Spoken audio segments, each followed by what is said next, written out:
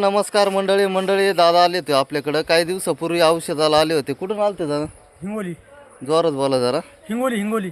हां, तर औषध घेतलंय. आता हे तुम्ही कुठून आले? राजगुरुनगर. राजगुरुनगर. तुम्ही मुंबईवरून आलो. मुंबईहून आले का? तर यांनी पहिलं औषध घेतलेलं आहे आपलं.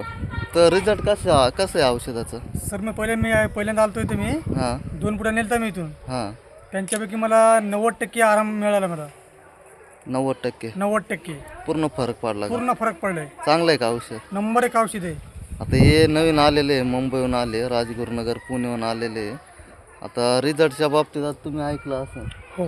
आता हे हिंगोलीचे माणसे आपले म्हणजे हे आपले इथले नाही. नाही. तर आहे का खरोखर आहे का औषध? खरं आहे. हिंगोलीत कुठे राहायला? मी हिंगोलीहून माझं 40 किलोमीटर गाव अंतरावर आहे, शिरसम म्हणून. शिरसम. हां. आता काय त्रास होते? त्रासमध्ये थोडं आग आहे. थोडीच आहे का? हां, जास्त नाही. पहिल्यापेक्षा लय कमी झाले माझं. पूर्ण कमी झाले. हो, पूर्ण 100% मला तर चालते.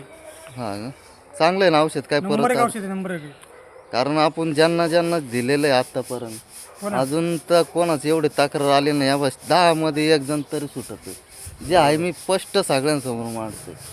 कारण आता मोठे एवढं आता बोलण्यात मजा नाही ते सांगण्यात. कारण कसं आहे, माझ्यावर मी हे करून घेत नाही. कारण मी जे देतोय ना एक सेवा म्हणून करते. खरं खोटे?